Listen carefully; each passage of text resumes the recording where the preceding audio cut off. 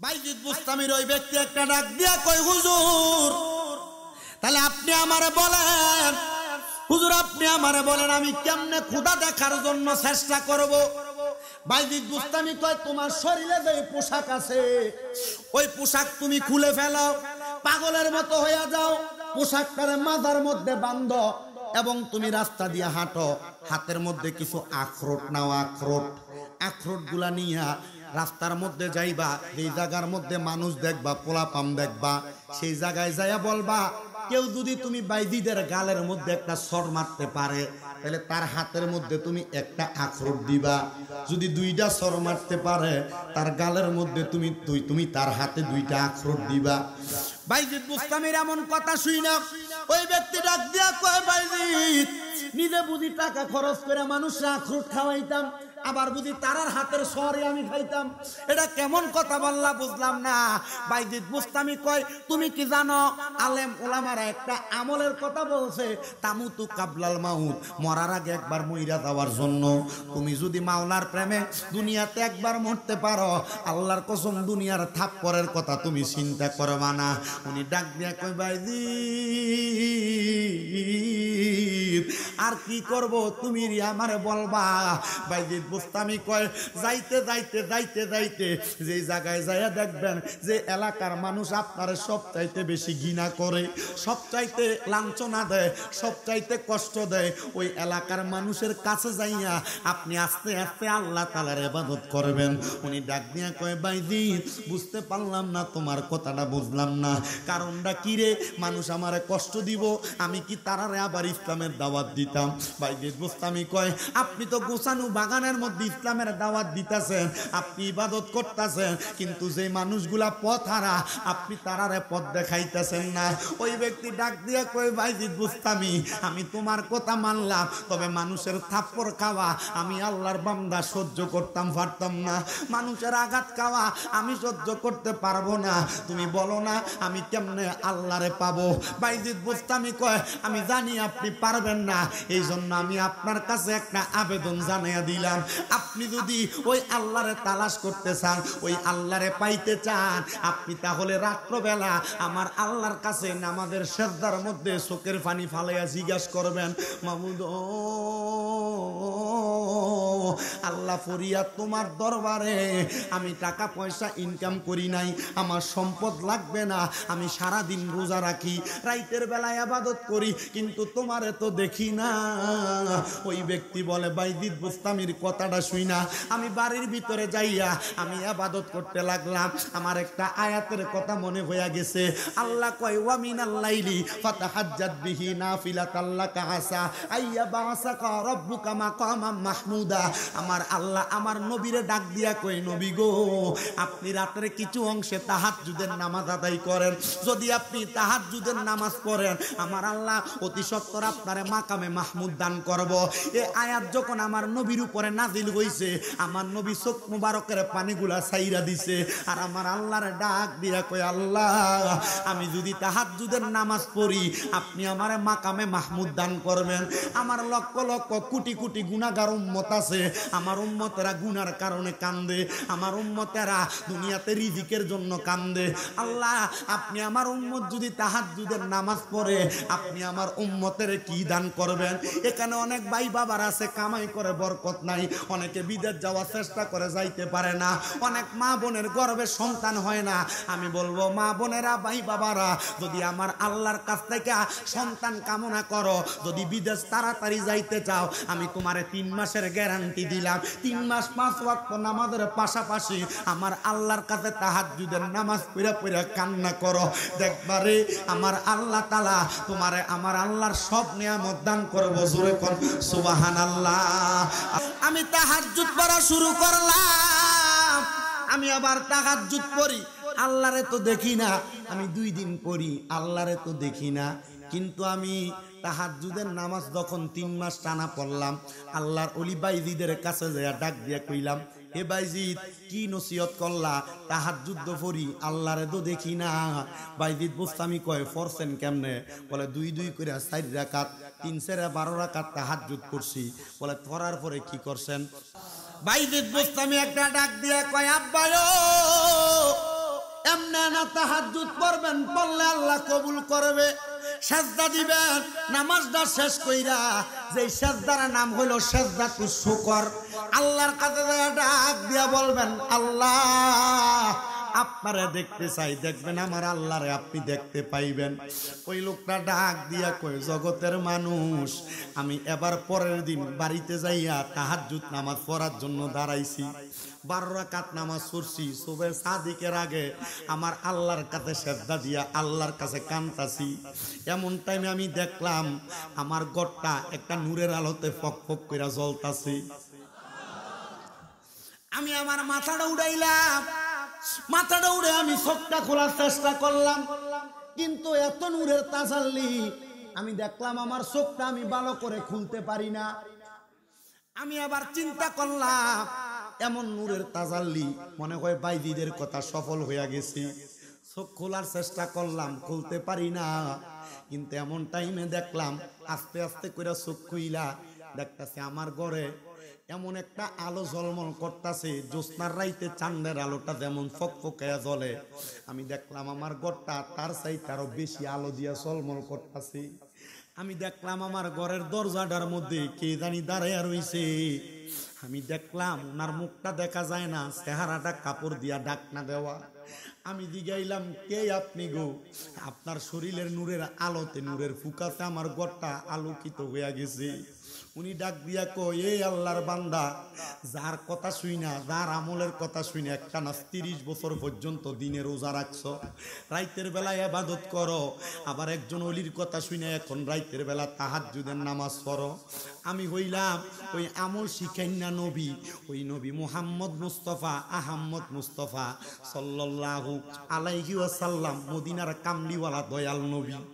ওই ব্যক্তি বলে, আমি একটা লাভ দিয়ে আমার রসুলের কদম মুবারকে ধরছি, ডাক দিয়ে কইলাম, ইয়া রাসূলুল্লাহ, ইয়া হাবিবাল্লাহ, নবী গো, আপনি নবীরে দেখতাম আমার মনটা চাই। নবী কয়, আমারে তো দেখতে চাইছস না, দেখতে চাইছস খোদারে। আমি তোর ঘরে কেন আসছি জানোস? তুই যে 30 বছর টানা ইবাদত করতাছস, তোর কোন ইবাদত আমার আল্লাহর কাছে কবুল হইতাছে না রে পাগল।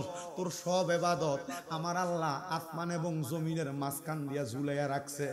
ইয়া রাসূলুল্লাহ, ইয়া হাবিবাল্লাহ, নবী গো, আমার আল্লাহ যে আসমান জমিনের মাঝখানে ঝুলাইয়া রাখছে, নবীজি বুঝতে পারলাম না কারণ কি। আমার নবী ডাক দিয়া কয়, তোর মা যখন মারা গেছে, তোর বাবা যখন মারা গেছে, বল রে পাগলা, তুই কি এখন পর্যন্ত তোর মা বাবার জন্য একটু দোয়া করছিস নি? ডাক দিয়া কয়, হুজুর দোয়া করছি। বলে, দোয়াটা কবুল হইছে নি? মা বাপরে একটু দেখার চেষ্টা করছিস নি? উনি ডাক দিয়া কই, হুজুর দোয়া করার দায়িত্ব, দেখা করার চেষ্টা তো আমি করি নাই, কারণ আমি জানি আমার মা মারা গেছে, আমার বাপ মারা গেছে, আমি আমার মা বাবার লগে দেখা করা সম্ভব না। আমার নবী ডাক দিয়া কয়, পাগলা, ওই মা বাপরে সন্তুষ্ট না কইরা খোদা দেখতা চাও, তুমি তো তোমার খোদারে পাইবা না, খোদারে দেখবা না। ডাক দিয়া কই, হুজুর একবার আমি ওই মারে দেখতাম চাই, বাপরে দেখতাম চাই। আমার নবী ডাক দিয়া কই, ও 30 বছর ইবাদত করেন না বেড়া, আয় আমার সামনে আয়। আমার নবী তারে সামনে নিয়া ওই সেজদারত পাগলাটারে ডাক দিয়া কয়, তুই আমার আল্লাহ তাআলারে স্মরণ কর, আর জবান দিয়ে ইস্তেগফার পর, আস্তাগফিরুল্লাহ রাব্বি মিন কুল্লি জামবি ওয়া আতুবু ইলাইহি লা হাওলা ওয়ালা কুওয়াতা ইল্লা বিল্লাহিল। দোয়াটা পড়রে পর ইস্তেগফার কর। উনি কয়, আমি ইস্তেগফার করলাম। আমারে কয়, একবার সূরা ফাতিহা পড়। আমি সূরা ফাতিহা পড়লাম। আমারে কয়, 3 বার সূরা ইখলাস পড়। আমি সূরা ইখলাস পড়লাম। আমারে কয়, আবার তুই আমার আল্লাহ তাআলার কাছে একটা সেজদা দি। হুজুর আমি আল্লাহ তাআলার কুদরতি কদমে একটা সেজদা দিছি। আমি সেজদা দেওয়ার পরে দেখলাম 2 জন মানুষ, একজন বুড়া মানুষ পুরুষ, একজন বুড়া মানুষ মহিলা, 2 জন বৈশা বৈশা কান্দে। আমি তারার কাছে যাই জিজ্ঞাসা করলাম, কে গো আপনারা কান্দেন কেন? তারা 2 জন আমার দিকে চোখটা তুইলা কয়, পুত্রে আমরারে কি চিনস না? আরো 35 বছর আমরা আগে আমরারে কবর দিয়া গেছস, আমরারে কি চিনস না? আমরার জন্য কি তোর একটু মনটা কানছে না? আমরা মা বাবা কবরে আইসা তোর ইবাদত কবুল হওয়ার জন্য কত আল্লাহর কাছে কান্নাকাটি করি। মা ও আব্বা গো, আপনারা কি কবরে ভালো নাই? মা বাপ দুইজন কয় না রে ফুত আমরা ভালা নাই। মা গো মা, কবরে বালা নাই। কেন বালা নাই বলেন না? বলে আমরা দুনিয়াতে অনেক সম্পদ রাইখা আসছি রে সন্তান, ওই সম্পদের মধ্যে এমন একটা ব্যক্তি বসবাস করে যেই ব্যক্তিটা সবচাইতে একজন বড় নেশাখোর। এ বাবা, ওই নেশাখোরটা যখন রাত্রবেলা তার ঘরের মধ্যে আইসা তার বন্ধু বান্ধব রে লইয়া নেশা করে, ওই জাগার মালিক তো আমি জাগার মালিক হওয়ার কারণে ওই নেশা যখন করে তখন থেকে আমরা মা বাবার কবরে আযাব শুরু হইয়া যায়। আলগাহাটির মানুষ মসজিদ বানাইছেন, যারা মসজিদের জায়গা দিছে তারার কবরের অবস্থা কেমন চিন্তা করেন। জায়গা দিয়ে অন্যার জায়গার ভিতরে যদি আকাম কুকাম হয় ওই ব্যক্তির কবরে আযাব হয়, আর যারা মসজিদের জায়গা দিছে তারার কবরের ভিতরে নাজাতের বাগান হয়। আর জবানটা খুলে দূরে দূরে কইতেন নাই আব্বা সুবহানাল্লাহ। বাগানো উনি ডাক দিয়া কই আমি আমার মা বাপরে জিগাইলাম, মা তাহলে নেশাখোরটা রাত্রবেলা আমরার জাগার মধ্যে নেশা করার কারণে আল্লাহ বুঝি আমরার মা বাবার কবরের মধ্যে আযাব দিয়া দেয়, আমি এই মুহূর্তে নেশা করা বন্ধ করবো। সন্তান ডাক দিয়া কই দৌড়ে গেলাম রে, যাইয়া দেখলাম নেশা কইরা জাগার মধ্যে মাতাল হইয়া ঘুমাইয়া রইছে। আমি তারা টাইনা আমি তার ওইখান থেকে ওই জায়গার বাহিরে পালাইয়া দিলাম, আর বললাম ও এলাকার মানুষ শোনো, আমি 30 বছর দিনের বেলা রোজা রাখি, রাইতের বেলা আল্লাহর ইবাদত করি, কিন্তু আমার মা বাপ কবরের আযাবের ভিতরে জ্বলতাছে। এলাকার মানুষ কয় কি বলেন, আপনি যে ইবাদত করেন আমরা তো মনে করছি আপনার বাপ দাদা বংশ গোষ্ঠী যারা আছে আপনার ইবাদতের কারণে আমার আল্লাহ তারারে মাফ কইরা দিব। ভাইজান রে, এখন আপনি এই কি জবাব দিলেন? আপনার মা বাপ নাকি কবরের মধ্যে জ্বলতাছে। উনি ডাক দিয়া কয় না রে, না, আমার মা বাবার সম্পদের উপরে ওই মানুষটা নেশা করার কারণে আমার আল্লাহ আমার মা বাবার কবরে আযাব দিয়া দিছে। ওই ব্যক্তি বলে এবার আমি কত চেষ্টা করলাম আমার মা বাবার কবরের খবর জানতে, আমার মা বাবা কবরে নেশা করতে দূরাইয়া দেওয়ার কারণে বালা আসেনি। আমি আল্লাহর দরবারে তাহাজ্জুদের নামাজ পড়া কান্দি আর ডাক দিয়া কই মাবুদ ও দয়াল আল্লাহ, আমার মা বাবা কবরে এখন কেমন আছে আমি জানি না। উনিকে আমি আবার তাহাজ্জুদের নামাজ পড়ি আর আমি আমার মা বাপরে দেখি না। মনে রাখবা ও বড়ই বাড়ির মানুষ, মা বাপ যদি কবরে কষ্ট থাকে তখনই কিন্তু তোমার স্বপ্নের ভিতরে আইয়া দেখা দেয়। কোন সময় দেখা দেয়? কষ্টে থাকলে সে কি করে? দেখা দেয়। চাটা দিয়েন না। এই জন্য আমি আপনাদের সবার কাছে বলবো রে বড়ই বাড়ির মানুষ, নিজের মা বাবা আপনারা সম্পদ দিয়া গেছে নাচ গান বাজনা করার জন্য না, আপনারা সম্পদ দিয়া গেছে আপনি ব্যবহার করার জন্য। আপনি কেমনে ব্যবহার করলেন এটা আপনি জানেন, কিন্তু জবাব দেওয়া লাগবে একজনের কাছে। বলেন তিনি কে? জোরে কোন তিনি কে? এবার আপনারা বলেন, আপনারা মা বাপ যে সম্পদ দিয়া গেছে আবার যদি আল্লাহর কাছে আপনি জবাব দিতে চান, আপনি জবাব দিতে পারবেন না। এবার আল্লাহর বান্দা কয় আমি দৌড়াইয়া বাইজিদ বুস্তামির কাছে গেছি, যাই ডাক দিয়ে কইলাম বাইজিদ আমি আমার মা বাপরে আরেকটা বারের জন্য দেখতে চাই। বাইজিদ বুস্তামি কয় আব্বা সামনে আসেন, আপনি একটু আল্লাহ তাআলার কাছে ফরিয়াদ করেন, মুরাকাবা করেন, মুরাকাবা দেখবেন আল্লাহরে দেখতে পাইবেন। বলে বাবা মুরাকাবা করার জন্য কি করা লাগবে? আল্লাহর নবী শিখিয়ে দেয় মুরাকাবা করার জন্য 1 নাম্বার হালাল খাওয়া লাগবো, হারাম ত্যাগ করা লাগবো, যখন হালাল খাইয়া 5 ওয়াক্ত নামাজ আদায় কইরা আমার আল্লাহর কাছে চোখ বন্ধ কইরা কোনো কিছু দেখার চেষ্টা করবেন, দেখবেন আমার আল্লাহ তাআলা চোখটা বন্ধ করলে আপনার চোখের সামনে সেটা দেখাইয়া দিব। আপনারা যারা এখানে আছেন মাঝে মাঝে চোখটা বন্ধ করে দেখবেন অন্ধকার দেখা যায়। আর যারা মুরাকাবা করুন না, হারাম খায় না, সুদ খায় না, ঘুষ খায় না, পরের হক মাইরা খায় না, যারা নামাজ পড়ে রোজা রাখে, হজ যাকাত করে, আল্লাহ তাআলার ইবাদত করে, ওই মানুষটা চোখ বন্ধ করলে অন্ধকার দেখে না, মক্কা মদিনা দেখতে পায়। জোরে কোন সুবহানাল্লাহ। এবার আপনারা বলেন আমার এলাকার ভিতরে অনেক নামাজি আছে সুদ খায়, আছে না নাই? অনেক নামাজি আছে ঘুষ খায়, অনেক নামাজি আছে ভাই-ভাতিজার জমি দখল করে খায়, অনেক মানুষ আছে মিছা কথা কয় আবার নামাজও পড়ে, আছে না নাই? আবার অনেক এলাকায় মসজিদ কমিটির সভাপতি সুদখোর, অনেক এলাকার বেদদার সর্দার মাথা পরেডি ঘুষখোর, আছে না নাই? বিচারে কেউ 1000 টাকা ফ্যাশন দিয়া দিলে এটা বিচার ঘুরে ফেলায়। আরো জোরে কোন আছে না নাই? বাজানো আমি দেখছি গো, আল্লাহর নবী কইছে একটা কুত্তার চেহারা গুণ থেকে উইটা দেখলে গুনাহ হইতো না, একটা হারামখোর সুদখোর ঘুষখোরের চেহারা দেখলে একটা নামাজি ব্যক্তির বরকত আল্লাহ ক্ষমায়া দিব। এজন্য সাবধান, সুদখোরের লগে বন্ধুত্ব বলেন চলবে? সুদখোরের লগে বন্ধুত্ব চলবে? সুদখোরের সর্দারি চলবে? সুদখোরের সর্দারি চলবে? সুদখোরের বাহাদুরি চলবে? এরা বাহাদুরি করলেও এদের বাহাদুরি মানবেন না, আর আপনার এদিকে দইরা নিয়ে এলাকার সর্দার মাতাব্বর বানান। আল্লাহর নবী কয় উম্মত এরা যতই ইবাদত করুক আমার আল্লাহ তাদের ইবাদত কবুল করবে না। এবার ওই আল্লাহর ওলি ভাই কষ্ট দিতেছে আপনারা, কষ্ট দিতেছে আপনারা। ওয়াজ যতক্ষণ করি মনোযোগ দিয়ে শুনবেন, ধৈর্য সহকারে শুনবেন, কারণ আমার ওয়াজের সিস্টেম হইলো একটা বিষয় ধরি শেষ করি, এটার উপর যদি মানুষ আমল করে আলহামদুলিল্লাহ, 10টা 5টা 14টা বিষয় এটাই নামু সারা রাত ছাড় করে দিব, ফজরের নামাজ কাজ হইব, শামীম রাজা মুন্না ওয়াজি না, ঠিক আছে? অসুবিধা হইব আপনারা? আলগাটির মানুষ সমস্যা তো নাই তো? আল্লাহ যেন কবুল করে, জোরে কোন আমিন। ওয়াজটা ধরে একটু মুহাব্বতে দুরূদ শরীফ পড়েন। আল্লাহুম্মা সাল্লি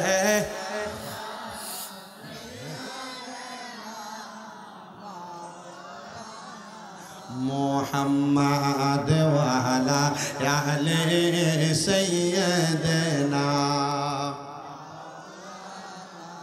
মুহাম্মাদ। আল্লাহুম্মা সাল্লি সাইয়্যিদিনা মাওলানা মুহাম্মাদ ওয়া আলা আলি সাইয়্যিদিনা। ওরে জগৎ সংসার ঘুরি ঘুরি আরে দেখলাম কত বাহাদুরি, সবাই গেল কবরের ভিতরে নিরঞ্জনে, দিবে তোরে কবরের ভিতরে কন্যা, দিবে তোরে কবর তরে নিরঞ্জনে, দিবে তোরে কবরের ভিতরে। টাকা পয়সা ধন সম্পত্তি থাকবে তোমার সবই পরি, যাইবা তুমি কবরের ভিতরে, হাই রে যাইবা তুমি কবরের ভিতরে। মা বাবা সন্তান সন্ততি দেখিবে না একবার আসি, মা বাবা সন্তান সন্ততি দেখিবে না একবার আসি, পইরা থাকবা অন্ধকার ওই ঘরে কন্যা, ফহিরা থাকবা অন্ধকার ওই ঘরে মাটির ঘরে, দিবে তোরে কবরের ভিতরে, বলেন দিবে তোরে কবরের ভিতরে মাটির ঘরে, দিবে তোরে কবরের ভিতরে কন্যা, দিবে তোরে কবরের ভিতরে মাটির ঘরে, দিবে তোরে কবরের ভিতরে। বন্ধু বান্ধব আছে যত রাখবে না তোমায় মনে তত গো, ওরে বন্ধু বান্ধব আছে যত রাখবে না মনে যে তত, থাকবা তুমি মাটির ওই ঘরেতে কন্যা, থাকবা তুমি মাটির ওই ঘরেতে মাটির ঘরে, দিবে তোরে অন্ধকার কবরে কন্যা, দিবে তোরে অন্ধকার কবরে মাটির ঘরে, দিবে তোরে বাজানো বাইজিদ বুস্তামি একটা ডাক দিয়া কয় আব্বা সাজদা দেন আর আল্লাহর কাছে দোয়া করেন, আল্লাহ আমার মা বাপরে দেখতাম চাই। উনি ডাক দিয়া কয় যখন সাজদাটা দিছি রে জগতের মানুষ, আমি দেখলাম আমার মা বাবা আর একা একা বইসা নাই। আমি দেখলাম রে আমার মা বাবার সামনে সুন্দর সুন্দর কিছু খানা দেখা যায়। আমি আমার মা এবং বাপরে ডাক দিয়া কইলাম মা গো মা, ও মা আপনারা দেখি এখন সুন্দর দামি দামি খানা লইয়া বইসা রইছেন, কারণ কি? মা বাপ দুইজন ডাক দিয়া কয় বাবা অন্য কোনো কারণ না, এটার মূল কারণ হইল তুমি সন্তান যে আপনার জাগার উপর থেকে খারাপ কাজ বন্ধ করে দিছ, আমার আল্লাহ আমরা মা বাপরে কবরে এখন শান্তি দিয়া দিছে, আমরার কবরে নাজাত দিয়া দিছে। আব্বারে চিন্তা কইরো না, টেনশন কইরো না রে বাবা, আমার আল্লাহ তাআলা আমরার কবরের মধ্যে সুন্দর একটা ব্যবস্থা কইরা দিছে। আজকের এই মাহফিলে বড়ুই বাড়ি আল্লাহ খাটি মরহুম কিয়ামউদ্দিন সাহেবের বাড়ির যুবকদের উদ্যোগের ৫৫তম বাৎসরিক ইসলামী সুন্নি মধ্যে মা নাই, আম্মারে অন্ধকার কবরে শোয়া দিয়া আজকে আই জান্নাতের বাগান মাহফিলে বসত। আজকের মাহফিলে কত সন্তান দায়িশা রইছে রে, যেই সন্তানদের জগতের মধ্যে আব্বা নাই। সন্তান রে মা বাবা কবরে কেমন আছে জানো না? আহারে একটা বার কি ওই মা বাবার কবরের খবর লইলা না? আসে কেবার ডাক দিয়া কয় ওরে ৩.৫ হাত গর্তে ফেলে একা একা আসলা চলে, ৩.৫ হাত গর্তে ফেলে একা রেখে আসলা চলে, তোমার বাড়ি আইতে দেরি হইলে যে মা ঘুমাইতো না, ওই কবর দেশে মায়ের পাশে একটু রইলি না, ওই কবর দেশে মায়ের পাশে একটু রইলি না, কবর দেশের খবর লইলি না। কেমন আছেন বাবা মনি, কেমন আছেন মা জননী, কবর দেশে একবার দেখলি না, বলেন কেমন আছে মা জননী, কেমন আছে বাবা মনি, কবর দেশের খবর লইলি না, আদর সোহাগ দিয়া তোরে জগতে করেছে রে বড়, ওই মা বাবার খবর তুমি কেন লইলি না, কবর দেশের খবর লইলি না। এরে আমার বড়ুই বাড়ির যুবক, হে বড়ুই বাড়ির আমার দাড়ি পাকা মুরব্বী বাবারা, পর্দার অন্তরালের মা বোনেরা গো, যাদের মা বাবা কবরে একটা বারো কেউ মা বাবার খবর লইলা না, মা বাবা লাখ লাখ টাকার সম্পদ দিয়া গেছে, ওই মা বাবার সম্পদ ব্যবহার করো, একটা বারো কি মা বাবার জন্য মনটা খুলা দোয়া করতে মনটা চায় না। আবার আজকে এখানে অনেক মানুষ আছে যাদের মা বাবা বাচ্চায় আছে, কিন্তু তারা মা বাপরে জুদা কইরা দিয়া রাখছে, মা বাপরে বাদ দেয় না, বাইয়ে বাইয়ে ঝগড়া কইরা মা বাপরে আলাদা কইরা দিছে, বউয়ের সঙ্গে ঝগড়া কইরা মা বাপরে জুদা কইরা দিছে। আবার অনেক সন্তান আছে বাইয়ে বাইয়ে ঝগড়া কইরা মা বাপরে এমন আলাদা করছে, মা সকালবেলা এক ভাইয়ের ঘরে ভাত খায়, দুপুর বেলা আরেক ভাইয়ের ঘরে খানা খায়, রাত্রবেলা আরেক ভাইয়ের ঘরে খানা খায়। এরে বড়ুই বাড়ির সন্তান, তোমার কি মায়া লাগে না? কোন মা বাপরে তুমি আলাদা কইরা দিলা? যেই মা বাবা নিজে না খায়া তুমি সন্তানরে খাওয়াইছে, যেই মা বাবা সকালবেলা পান্তা ভাত গুলা খাইছে না, পানি খেয়া সময় কাটাইছে, মা বাপ চিন্তা করতো আমার কলিজার টুকরা জাদুমণি বাড়িতে আসলে দুপুর বেলা রৌদ্র দিয়ে আসলে পানি ভাতটা খাইলে পুতের কলজাটা ঠান্ডা হইব, আজকে এমন মা কার জানি অন্ধকার কবরে। আবার অনেক সন্তান আছে এই মা বাপ গুলারে আলাদা করে দিছো। না রে না, তোমার মতো শ্রোতার আমার দরকার নাই। বলে হুজুর কেন? কারণ ওই মা বাপের মনে কষ্ট দিয়া, মা বাপরে বাতনা দিয়া এমন 100টা মাহফিল শুনতে পারবা, ব্রাহ্মণবাড়িয়ার সবচাইতে বড় মুফতি সাহেবের ওয়াজ শুনতে পারবা। আল্লাহর কসম লাভ হবে না, আল্লাহর কসম লাভ হবে না। সন্তান তোমার কদমের মধ্যে হাত রাইখা বলি, যদি তোমরা এমন মা বাবার মনে কষ্ট দিয়া থাকো, আজকে ওয়াদা করো এখান থেকে বাড়ির মধ্যে যে আমার পাটার মধ্যে ধরবা, এখান থেকে বাড়ির মধ্যে যে বাপের পাউডার মধ্যে ধরবা, বলবা মা ও আব্বা, আল্লাহর রাস্তে আপনার কাছে মাফ চাই। মা বাপ যদি মুখ দিয়া কয় মাফ কইরা দিছি, তাইলে মা বাপের পাও চাইরো, আর নাইলে মা বাবার পাউডা চাইরো না। বলো হুজুর কেন? কারণ আম্মা আব্বা যদি মাফ না করে স্বয়ং খোদা তোমারে মাফ করবে না। অনেকে চিন্তা করে হুজুর আমি আমার মা বাবার লগে কোনো অন্যায় করছি না, আমিও কি মা বাবার পায়ে ধরে মাফ চাইতাম নি? আমি বলবো সন্তান মা বাবার পায়ে ধরলে সন্তানের দাম কমে না। আল্লাহর দোহাই লাগে রে, আল্লাহর দোহাই লাগে। আজকের বড়ুই বাড়ির মাহফিল কবুল হবে কি হবে না এটার গ্যারান্টি কেউ দিতে পারে না। তবে আমি শামিমরা একটা কথা বইলা দিয়া যাই, আগামীকালকে যদি দেখো বড়ুই বাড়ির কোনো দোকানে বইসা কোনো দাড়ি পাকা বয়স্ক বাবা বলে আমার ফুতে কোনোদিন আমার লগে কোনো অন্যায় করছে না, তবুও ওই শামিমরা কুমিল্লা থেকে আইসা ওয়াজ করার কারণে আমার ফুতে আমি আব্বার পায়ে ধরে মাপ চাইছে, কোনো মহিলা একজন আর একজনে বলে আমার ফুতে কোনোদিন আমার লগে কোনো অন্যায় করছে না, তবু আমি মার পায়ে ধরে মাপ চাই, তাহলে মনে করবা মাহফিলটা কবুল হয়ে গেছে। বলে হুজুর কেন?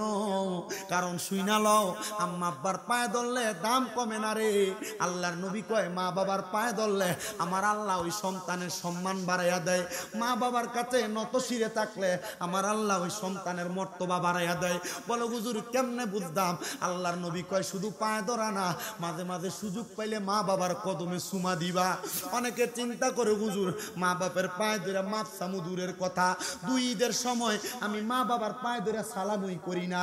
আর আল্লাহর নবী শিখিয়া দেয় যদি সন্তান সুযোগ পাও আম্মা আব্বার কদমের মধ্যে চুমা দিবা। নবী গো কেন কেন? আমার নবী কয় আম্মা আব্বার কদমে চুমা দিলে আল্লাহর জান্নাতের চৌকাটে চুমা দেওয়ার সওয়াব পাওয়া যায়। ইয়া রাসূলুল্লাহ কেমনে বুঝবো? আমার নবী কয় আমি যখন মক্কা থেকে মদিনায় হিজরত করে আইছি, আমার একজন সাহাবী আমি নবীর সামনে দাঁড়ায় গেছে, ডাক দিয়া কই ইয়া রাসূলুল্লাহ ইয়া হাবিবাল্লাহ নবী গো, আমার একটা শখ, আমি মক্কা শরীফের চৌকাটে চুমা দিমু। নবী আমি দোয়া করছিলাম, আমি নিয়ত করছিলাম যদি মক্কা বিজয় হয় আমি মক্কার চৌকাটে যাই একটা চুমা দিয়ে আসমু।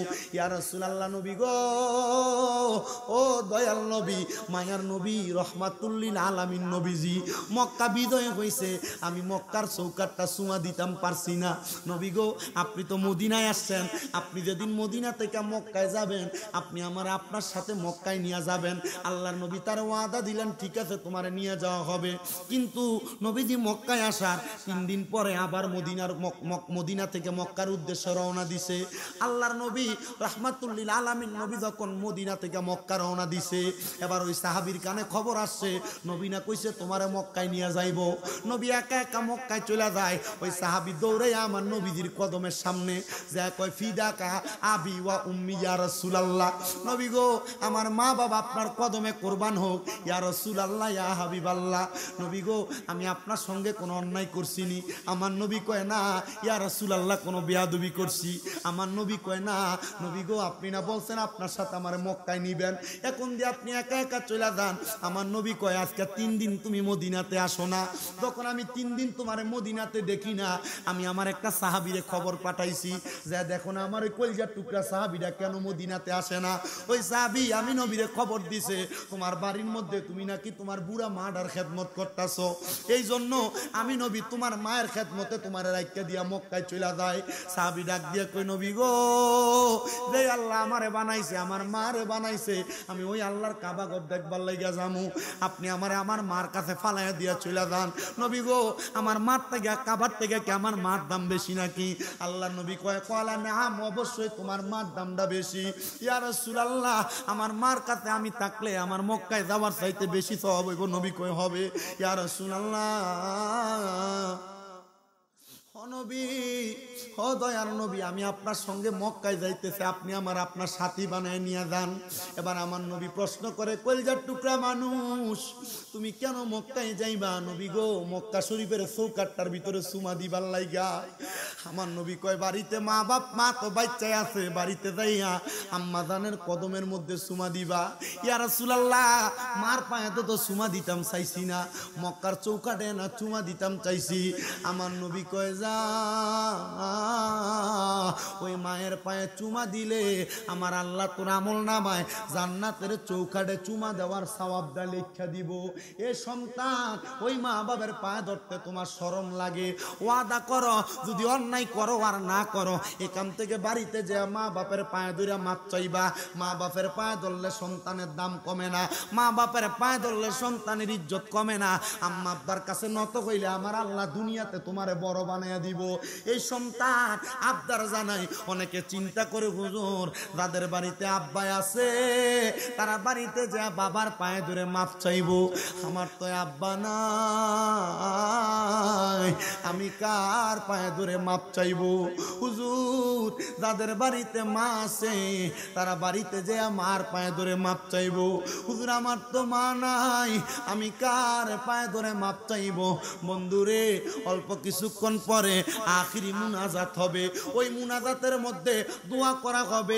আল্লাহর নবী কয়, কোনো সন্তানের যদি মা না থাকে, আব্বা না থাকে, ওই সন্তান যদি আল্লাহর কাছে মুনাজাত করে দোয়া করে, রব্বির হামহুমা কামা রব্বায়ানি সগীরা ওয়া কুর রব্বির হামহুমা কামা রব্বায়ানি সগীরা, ওই দোয়াটা কইরা ফুতে যদি চোখের মনি কোটার মধ্যে একটা মাছির মাথা পরিমাণ পানি ছাইরা দিয়া কান্না করে, ওই পানিটা মাটিতে পড়ার আগে আমার আল্লাহ তার মা বাবার জীবনের গুনাহ মাফ কইরা দেয়।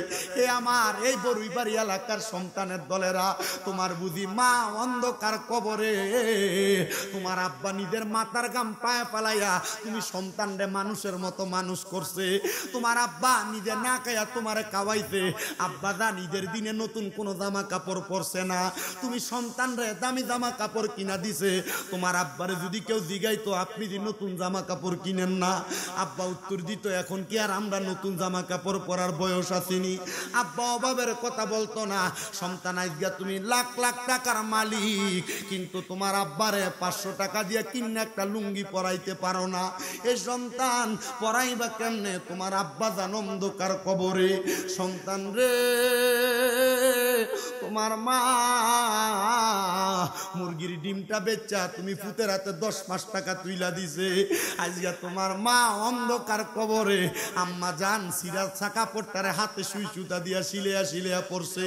তোমার ব্যাংকে টাকার অভাব নাই, ঘরে টাকার অভাব নাই, তোমার চোখের সামনে কত নারী হাঁটা চলা করে, কিন্তু তুমি তোমার মারে 500-1000 টাকা দিয়া একটা দামি কাপড় কিনা পরাইতে পারো না। সন্তান, এই টাকা দিয়া কি করবা যদি তুমি তোমার টাকা পয়সা দিয়া তোমার মা বাপরে শান্তি না দিতে পারো? আল্লাহর দোগায় নামাজ বিফলে যাবে, রোজা বিফলে যাবে, হজ যাকাত দান সদকা বিফলে যাবে যদি ওই মা বাবার কলিজাতে মনের মধ্যে আঘাত দাও। হযরতে আবু হুরায়রা রাদিয়াল্লাহু তাআলা আনহুর জীবনী পড়তে যায় আমি দেখলাম, আবু হুরায়রা রাদিয়াল্লাহু তাআলা আনহু কয়, আমি যখন নবীজির দরবারে আসা যাওয়া করতাম, আমি দেখতাম রে আমার দয়াল নবী রাহমাতুল্লিল আলামিন নবীজি মানুষকে কত সুন্দর ইসলামের দাওয়াত দেয়। একদিন আমি আবু হুরায়রার কাছে নবীর ইসলামের দাওয়াতটা পছন্দ হয়ে গেছে। আমি আমার নবীরে কইলাম, ইয়া রাসূলুল্লাহ, ইয়া হাবিবাল্লাহ, নবী গো, আপনার ইসলাম ধর্ম আমার কাছে বড় ভালো লাগে। এই মুহূর্তে আপনি আবু হুরায়রা আপনি ইমানদার বানায়া দেন, আপনি আমারে কালেমা পড়ায়া দেন। আমার নবীকে আবু হুরায়রা পড়ো, লা ইলাহা ইল্লাল্লাহ মুহাম্মাদুর রাসূলুল্লাহ সাল্লাল্লাহু আলাইহি ওয়াসাল্লাম। আবু হুরায়রা কয়, আমি কালিমা পড়ছি, কালিমা পড়ে যখন আমি বাড়িতে গেছি, আমি দেখলাম আমার ঘরের দরজাটা খোলা, কিন্তু ঘরের সামনে যাওয়াতে আমার মা ঘরের দরজাটা বন্ধ করে ফেলাইছে। আবু হুরায়রা কয়, জগতের মানুষ তোমরা শুনো, আমি অনেকক্ষণ ঘরের সামনে দিয়ে সালাম দিলাম, আসসালামু আলাইকুম ওয়া রাহমাতুল্লাহ, আমার ঘরের দরজা খোলে না। আমার মা ইহুদি, আমার মা অল্প কিছুক্ষণ পরে দরজা খোলার পরে আমি ঘরে ঢুকছি। আমার মা কয় আবু হুরায়রা বাপ দাদার ধর্মের ভিতরে তুই সুনকালি লাগাইছ। আবু হুরায়রা কয় মা যেই ধর্মের ভিতরে মজা নাই আমি ওই ধর্ম মানতে চাই না গো মা। আবু হুরায়রার মা কই ইসলাম ধর্মে কি মজা পাইছো? মা গো ইসলাম ধর্মে এত মজা, মারা যাওয়ার পরে ঠিকানা হয় জান্নাত। আবু হুরায়রা কয় আমি আমার মার কাছে যখন এই কথা বললাম, মরুভূমির বাবলা কাটা দিয়া পাথরের চিপাই চিপাই যে কাটাগুলা হয় ওই কাটা দিয়ে আমার মা আমার পিঠে মারছে। আমি আমার নবীজির দরবারে গেছি, আমার নবীজি বলে আবু হুরায়রা বাড়িতে যাওয়ার পর বুঝি তোমার আম্মা তোমার পরিবার তোমার আঘাত করছে। আবু হুরায়রা কই ইয়া রাসূলুল্লাহ ইসলামের জন্য আঘাত পাইলেন, আপনি বলছেন আল্লাহ তাআলা পুরস্কার দেয়।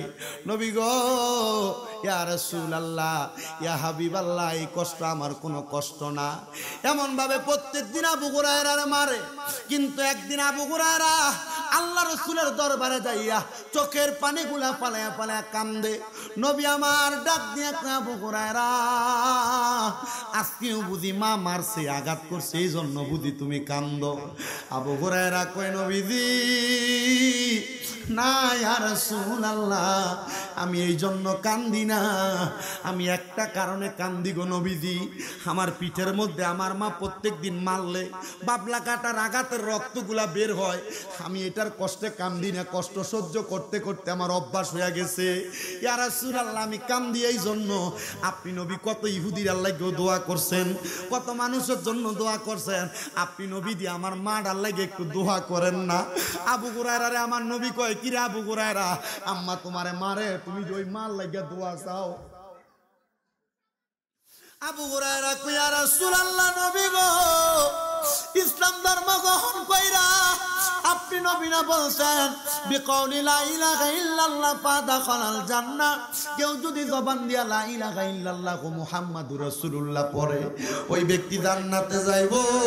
নবী গো জান্নাতে তো মজার জায়গা, আমি আবু হুরায়রা আমার জনম দুঃখী মারে সারা জান্নাতে থাকতে চাই না। আল্লাহর নবী হাত তুলছে দোয়া করছে আল্লাহ আমার আবু হুরায়রার মারে তুমি হেদায়েত দান করো। আমার নবীজির সামনে আবু হুরায়রা বসা, আমার নবী দোয়া করতে দেরি আবু হুরায়রা আমার নবীর সামনে থেকে উঠতে একটা দৌড় মারছে। সাহাবায়ে কেরাম সামনে দিয়ে আটকাইছে, কি রে আবু হুরায়রা কইলা না আমার নবী তোমার মাল লাগা দোয়া করার জন্য, এখন দিয়ে তুমি দৌড় মারলা? আবু হুরায়রা কয় আমি দৌড় মাইরা তাড়াতাড়ি আমার বাড়িতে যাব। আবার নবীকে আবু হুরায়রা বেতার জ্বালা সহ্য হয় না এজন্য বুঝি তুমি বাড়িতে চলে যাও। আবু হুরায়রা কয় নবী গো আমি এই জন্য বাড়িতে যাই না, এই জন্য বাড়িতে যাই না, আমি তাড়াতাড়ি বাড়িতে যাই দেখমু আমি আবু হুরায়রা আগে বাড়িতে গেছি না, রাহমাতুল লিল আলামিনের দোয়াটা আগে বাড়িতে গেছে। জবানটা খুলে জোরে জোরে বলেন সুবহানাল্লাহ। আবু হুরায়রা কয় জগতের মানুষ, ও জগতের মানুষ, আমি তাড়াতাড়ি বাড়িতে গেলাম। অন্যদিন দেখতাম আমার ঘরের দরজা আমার জন্য বন্ধ, কিন্তু আজকে দেখে আমার ঘরের দরজা খোলা। আমি ঘরে ঢুকছি, আমি যে দেখলাম আমার মার মাথার চুলগুলা বায়া বায়া পানি পড়তাছি। সুবহানাল্লাহ। আমি আবু হুরায়রা ঘরে ঢুইকা সালাম দেই প্রত্যেক দিন, কিন্তু কোনো জবাব দেয় না। আজকে সালাম দিলাম আসসালামু আলাইকুম ওয়া রাহমাতুল্লাহ, দেখি আমার ঘর থেকে কি জানি জবাব দেয় ওয়া আলাইকুম সালাম। সুবহানাল্লাহ। আমি এবার ঘরে ঢুকলাম, দেখলাম আমার মা সারা ঘরে কেউ নাই। আমি জিগাইলাম মা জবাবটা দিল কে সালামের? মা কয় আমি দিছি রে বাবা। আমি জিগাইলাম মা আজকে তুই দরজা বন্ধ করলেন না, আজকে কি আপনি আমারে মারবেন না? আমার মা ডাক দিয়া কয় আবু হুরায়রা প্রত্যেক দিন তোরে আমি মারি, প্রত্যেক দিন তোমারে আমি আঘাত করি, আজকে আমি চিন্তা করলাম আবু হুরায়রা ইসলাম ধর্মে কি মজা পাইছে, আমি আমার আবু হুরায়রারে এই মুহূর্তে আসার পরে আমি বলবো আবু হুরায়রা তুমি আমারে কালিমা পড়াও, আমি ইসলাম ধর্মের মজা নিতাম চাই, ইসলাম ধর্মে কত শান্তি, আমি মা এটা গ্রহণ করতে চাই। আবু হুরায়রা কয় আল্লাহর কসম রে জগতের মানুষ, আমার নবীর দোয়াটা কবুল হয়ে গেছে গা। আমি আমার মারে নবীর দরবারে নিয়া কালেমা পড়াইয়া দিছি। ওই আবু হুরায়রা সাধারণ কোনো ব্যক্তিত্ব না, তারা মাদ্রাসায় পড়ে আলেম ওলামা দিগাইও। হাদিস শরীফের অধিক বর্ণনাকারীদের মধ্যে আমার আবু হুরায়রা একজন বর্ণনাকারী। হাদিস শরীফ পড়লে দেখবেন ইমাম সাহেবরা কয় আন আবি হুরায়রা রাদিয়াল্লাহু তাআলা আনহু, এটা সেই আবু হুরায়রা।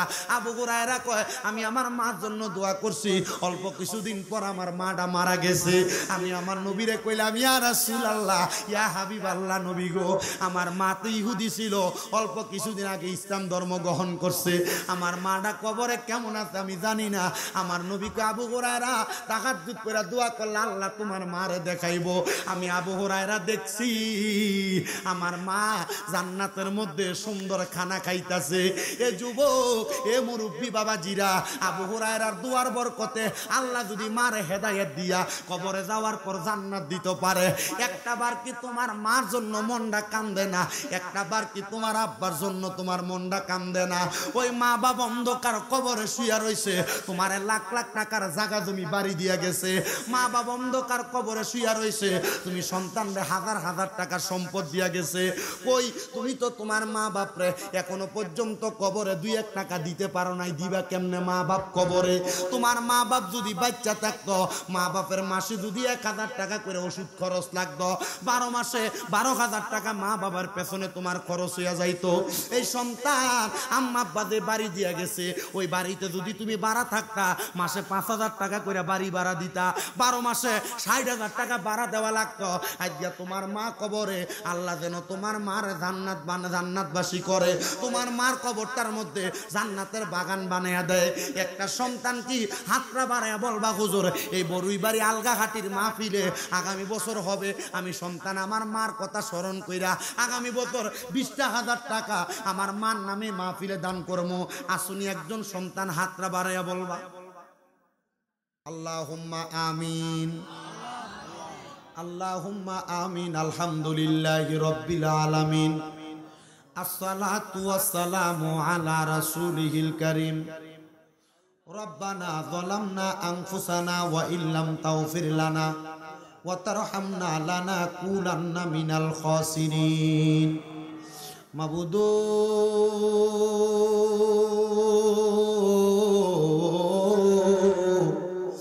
মাবুদু, ও দয়াল আল্লাহ, একটু রহমতের নজর করে তাকে দেখেন গো আল্লাহ।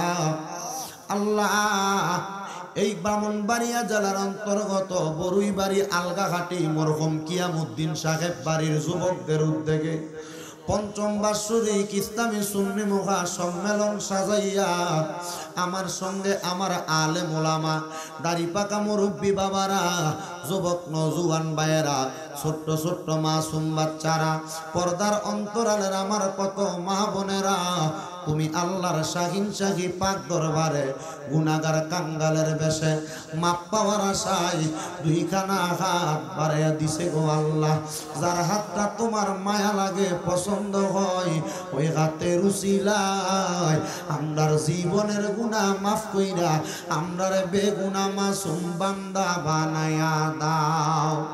তুমি তো অন্তর জামিরে আল্লাহ, ওই আমরা হইলাম ফানা, আমরা সুখে কিনা দুঃখে ডাকি গো ও আল্লাহ। তুমি যাই না কি জানো না রে আল্লাহ, করো আল্লাহ জাগালয় তোমার মনে দয়াল রে আল্লাহ।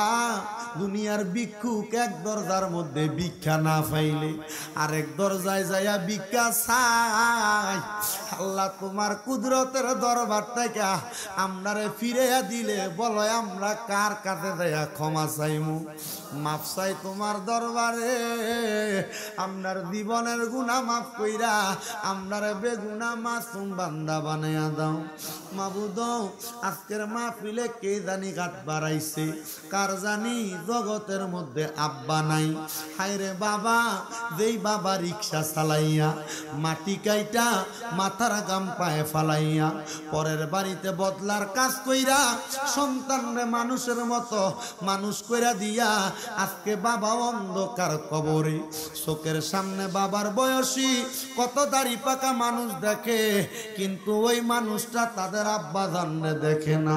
আল্লাহ এমন বাবা যাদের অন্ধকার কবরে আব্বার কবর তুমি জান্নাতের বাগান বানায়া দাও।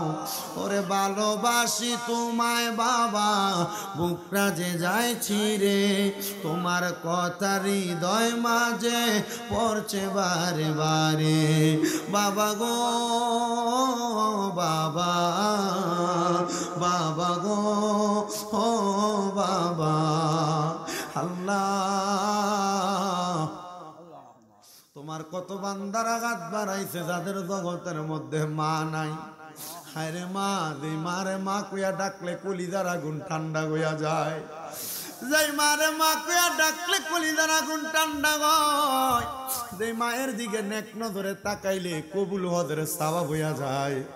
আল্লাহ এমন মাদার কবর দেশে রাইখো তোমার মায়ার নজরে, সেই মায়ের কবরেতে আযাব তুমি দিও না। দুঃখের দরদি আমার জনম দুঃখী মা, গর্ভধারিণী মা, জনম দুঃখিনী মা।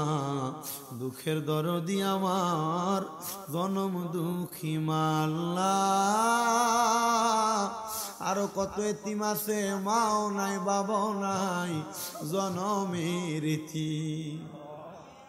আল্লাহ তাদের প্রত্যেকের আম্মা আব্বার কবর জান্নাতের বাগান বানাও। যাদের মা বাপ বেঁচে আছে হায়াতে বরকত দান করে দাও। আম্মা আব্বার খেদমত করার তৌফিক দান করে দাও। আল্লাহ আম্মা আব্বারে কবুল মঞ্জুর করে নাও। সম্মানিত সভাপতি মহোদয় দোয়া চাইছেন, সহসভাপতি সহ আজকের মাহফিলে যারা টাকা দিয়া, পয়সা দিয়া, শ্রম দিয়া, বুদ্ধি দিয়া, পরামর্শ দিয়া, মাইক দিয়া, লাইট দিয়া, প্যান্ডেল দিয়া, মিডিয়ার বাইরা সহ সম্মানিত শ্রোতা মণ্ডলী, আল্লাহ প্রত্যেকের ব্যবসা বাণিজ্য, কাজে কর্মে, চাকরি বাকরিতে বরকত দান করো। যারা পড়ালেখা করে বিদ্যা বুদ্ধি বাড়িয়ে দাও, মানে সম্মান ইজ্জতে জিন্দেগি নসিব করে দাও। আমার অনেক প্রবাসী ভাইয়েরা বিদেশ থেকে দোয়া চায়। প্রত্যেক প্রবাসী রেমিটেন্স যোদ্ধা যারা বিদেশ থেকে দোয়া চায়, আল্লাহ আমার প্রবাসীদের হায়াতে বরকত দাও, রিজিকে বরকত দাও, কামাই রুজিতে বরকত দাও, শরীর স্বাস্থ্য সুস্থ রাখো, বিদেশের বাড়িতে সহি সালামতে কবুল মঞ্জুর করে নাও। বিশেষ করে জাহাঙ্গীর ভাই অসুস্থ, ওনার জন্য দোয়া চাওয়া হয়, ওনাকে শেফা আজলা কামেলা নসিব করে দেন। আগামী বছরের জন্য 5,000, 3,000, 2,000, 1,000, 1 টাকা পর্যন্ত যারা দান করেছে, করবে, প্রত্যেককে তুমি কবুল মঞ্জুর করে নাও। পর্দার অন্তরালে আমার অনেক অবলা সরলা মা বোনেরা দোয়া চায়, আমার মা বোনদের দোয়া কবুল মঞ্জুর করে নাও। রব্বুল আলামিন এই মাহফিল 5তম মাহফিলের আখিরি মুনাজাত হয়ে যায়, সবাই সবার বাড়িতে চলে যাবে। আল্লাহ আমি গুনাহগার মানুষ, রাস্তায় রাস্তায়, আল্লাহ আমাকে আপনি কবুল মঞ্জুর করেন। আল্লাহ সহি সালামতে পৌঁছানোর মতো তৌফিক দান করেন। আল্লাহ সমস্ত পৃথিবীর মুসলমানকে এক এবং নেক হইয়া কাজ করার মতো তৌফিক দান করে দেন। মুসলমানের মধ্য থেকে দ্বন্দ্ব, মারামারি, হানাহানি থেকে আপনি হেফাজত করেন। আর আমাদের মতো নিদানের কাল আসার আগে বারবার তাওয়াফে বাইতুল্লাহ, জিয়ারতে রওজা রাসূলুল্লাহ নসিব করায়া আখিরি জবানে মধুর কালেমা পড়ায়া দিয়েন, লা ইলাহা ইল্লাল্লাহু মুহাম্মাদুর রাসূলুল্লাহ সাল্লাল্লাহু আলাইহি ওয়াসাল্লাম। আসসালামু আলাইকুম ওয়া রাহমাতুল্লাহি ওয়া বারাকাতুহু ওয়া মাগফিরাহ। দোয়া করবেন খাস করে, আলহামদুলিল্লাহ আপনাদের দোয়া, আল্লাহ আপনাদের সবাইকে ভালো রাখে। দোয়া করবেন আমার জন্য খাস করে। আসসালামু আলাইকুম বাবা। হ্যাঁ